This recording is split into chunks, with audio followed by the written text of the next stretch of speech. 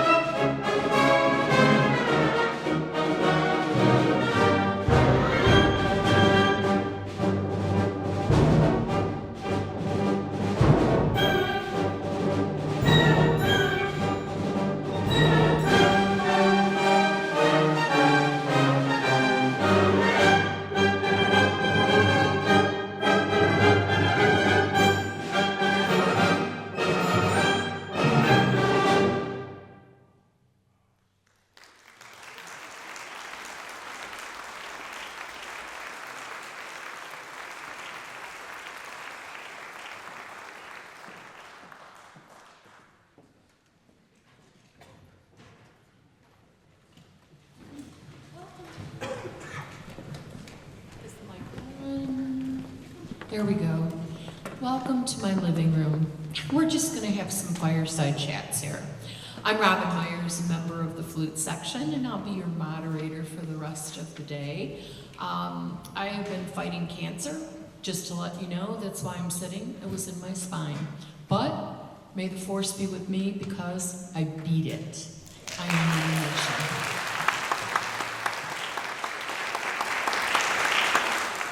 We are pleased to highlight on the first half of our program one of two outstanding musicians and winner of our 2025 Concerto Competition, Frank Lugerai. He is a senior at the Utica Academy for International Studies, has played clarinet for 5 years, and has been taking private lessons from the amazing Mrs. Emily Boris.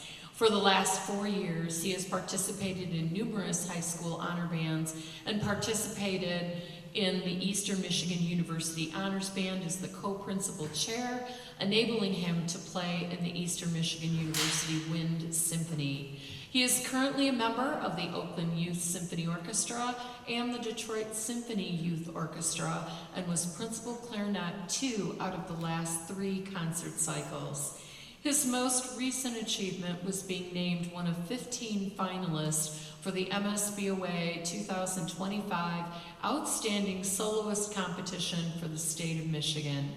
After graduation later this spring, he plans to attend the University of Michigan this fall, pursuing a double major in clarinet performance and instrumental music education. Throughout history, many composers have written pieces for specific players whose music making amazed and inspired them. As a result, we have wonderful music literature. Weber dedicated his clarinet concertino for orchestra, Opus 26, and both his clarinet concertos for his respected peer and clarinetist Heinrich Behrmann. He composed the concertino in 1811, but it was first premiered 2 years later in 1813. To play it for you now, please give a warm welcome to our Concerto Competition winner, Frank Lugerai, directed by our conductor, Annette Klein.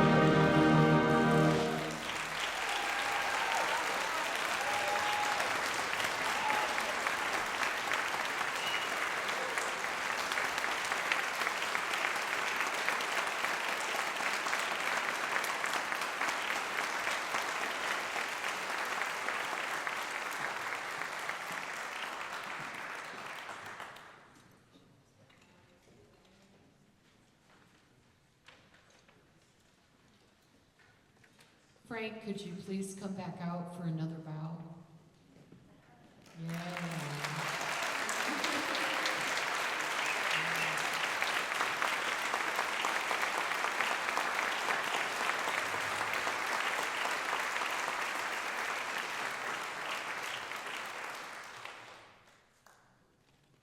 So we have a plaque, and then we also have a check for $1,000.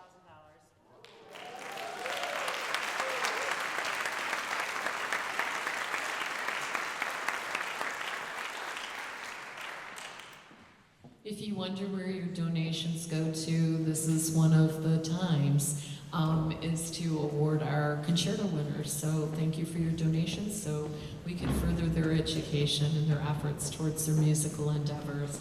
So our next composer, Samuel Hazo, is a prolific and award-winning American composer of primarily music for wind band. He was educated at Duquesne University and remains the only winner of both composition contests sponsored by the National Band Association.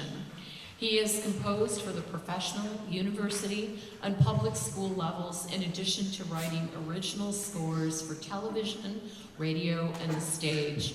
Mr. Hazo was asked by the Newtown School District to compose the memorial for those who were lost in the tragedy at the Sandy Hook Elementary School, and also composed Bridges, which he wrote for Virginia Tech University following their tragic shootings. On a more positive note, in 2012, 2 of Mr. Hazo's compositions were performed at the London Summer Olympic Games. Tonight's composition is also written on a happier note for the 2005 to 2006 Oswego Wind Symphony of Oswego, Illinois, in celebration of the music career of their music director, Morgan Pappas. With a unique blend of flowing lines and lush textures, coupled with dynamic Celtic drumming, this musical creation, Solas Anya, in Gaelic means yesterday's joy. Listen carefully as it opens with a beautiful and tender penny whistle solo played by none other than Robert Burns of the flute section. We present Solas Anya by Sam Hazo, and please welcome Annette Klein back to the stage.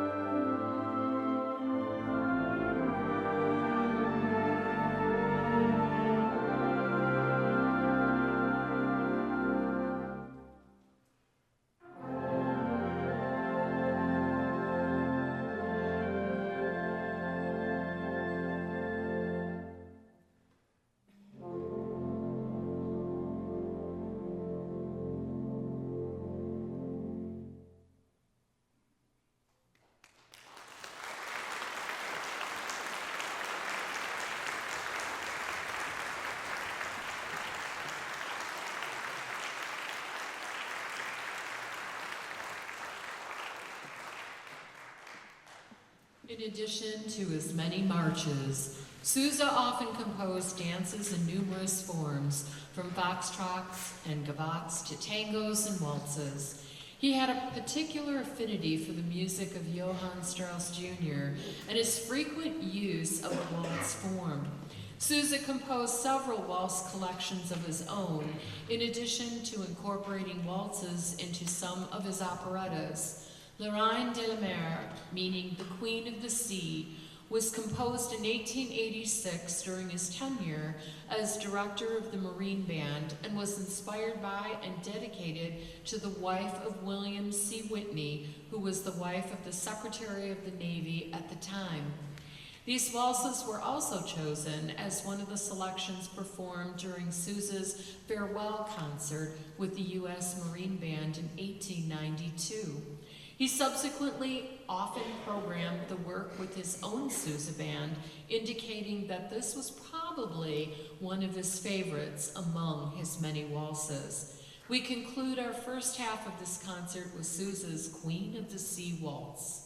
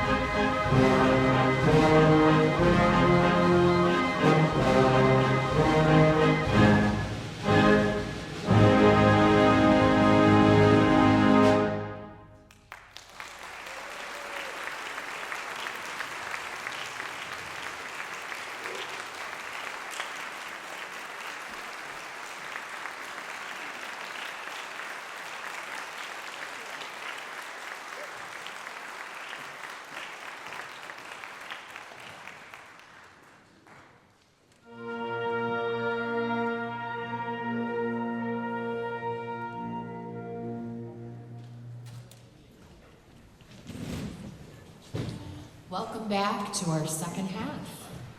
The Florentiner March, Gran Marzia Italiana, was written in 1907 by the prolific Czech composer and bandmaster Julius Fučík in Budapest, the capital of the Austro-Hungarian Empire.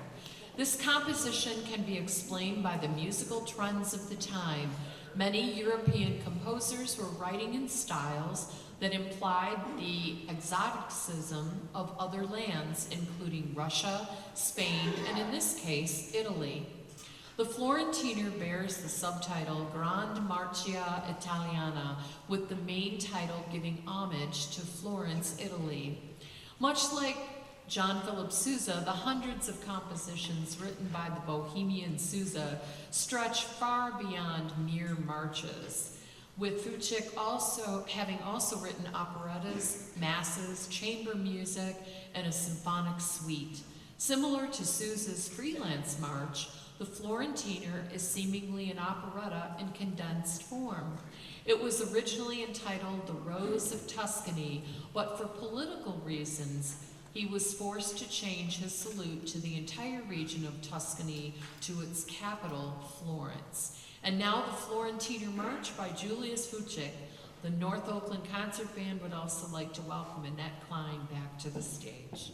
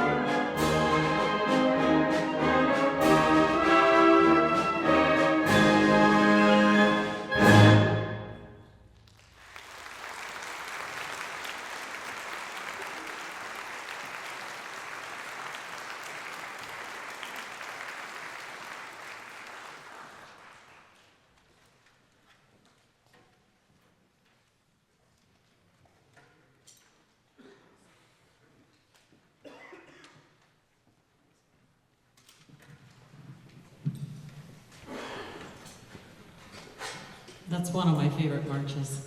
It has so many unique little things to it. This next piece was one of my first pieces that I actually conducted with a full orchestra. It was one of the major compositions that I first studied as a young conductor. Appalachian Spring is one of Aaron Copland's most celebrated compositions. His original piece is for orchestra, which he composed between the years of 1943 and 44, as a ballet for Martha Graham. Now, Martha was a famous American modern dancer of the 20th century, and she pretty much changed dance. The ballet was first performed on October 30th of 1944 at the Library of Congress in Washington, D.C. The story of the ballet is about a young married couple who settle in a newly built Pennsylvania farmhouse in the 1800s. They are visited by community members who, like nosy community members, and they suggest the joys of life, the apprehensiveness, and the hardships that they're going to be encountering. At the end, the couple are left quiet and strong in their new home. Today, we're going to take two pieces and merge them together. It's kind of strange, but we are. The first is an arrangement by Robert Longfield, which is basically just a shorter version of the whole ballet. We are then inserting variations on a shaker hymn, which Aaron Copland transcribed for concert band, or wrote for the concert band. It's actually the original in the ballet, but he made it for the concert band as well. So we're gonna insert that in at the right moment of what the ballet normally would have done, and then we're gonna finish out the piece with the excerpts, the first piece. So enjoy. This is one of my favorites.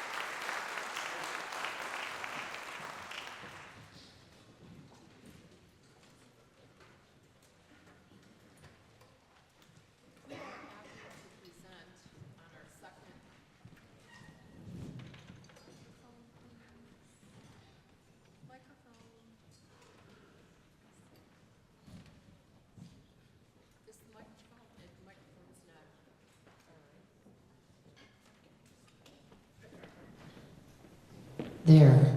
All right. See what happens when people fool with your equipment.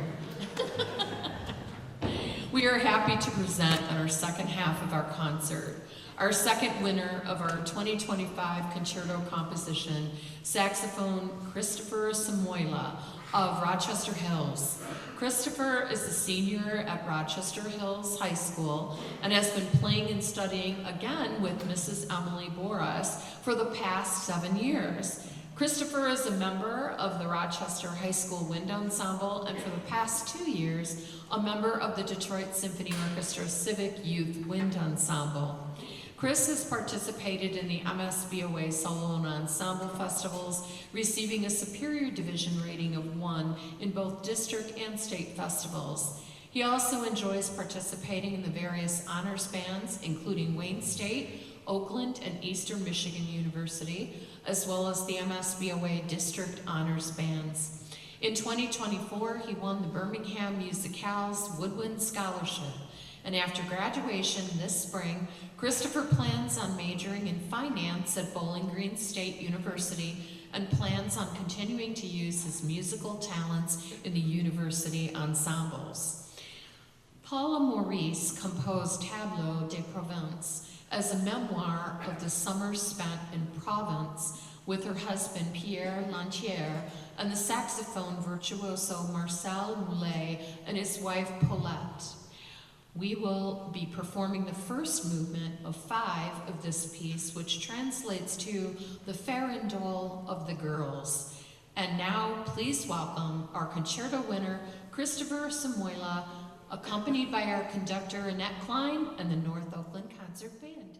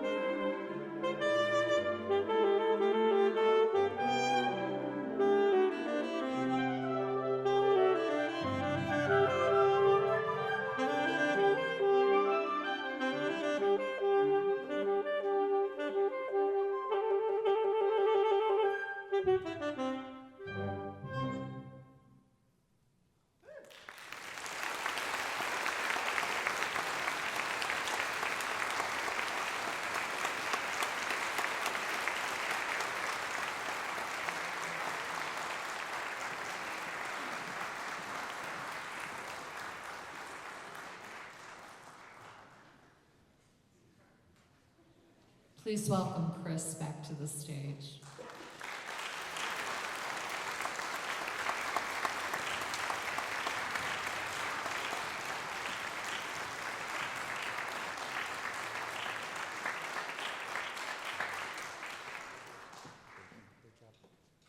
Again, a certificate and a check for $1,000.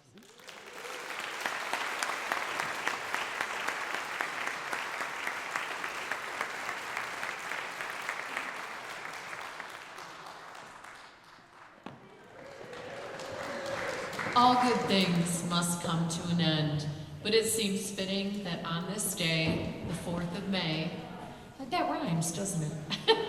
That we open and close our concert with yet another composition from the Star Wars trilogy. Ever since its debut in 1977, the main title music to the Star Wars films is probably the most recognizable cue in film music history. A musical interest, the Star Wars project brought to international prominence the talents of John Williams, one of the most gifted composers for film and television. Williams worked in a totally different compositional style for the late 1970s in that he did not write short cue music for individual scenes, but rather composed large freestanding compositions that accompanied large segments of the film. As we conclude today's concert, we would like to remind you of a few additional concerts we have planned before the official close of our season. Come and see us next at Sunset Point on Belle Isle for the Belle Isle River Blast on Wednesday, June 4th at 7 p.m. Then to finish out our season, you can also catch us locally at the Wildwood Amphitheater here in Lake Orion on Thursday, June 5th, so the following day, at 7 p.m. with a rain date of June 10th, which is the following Tuesday if it rains on that Thursday, also at 7 p.m. Thank you for spending this afternoon with us, and we appreciate your donations to help us continue to present concerts and hold concerto compositions to highlight future generations of talented musicians for years to come. Please follow us on our Facebook page and on our website, NOCB.org. We finish with the main theme from the Star Wars trilogy by John Williams. May the 4th be with you.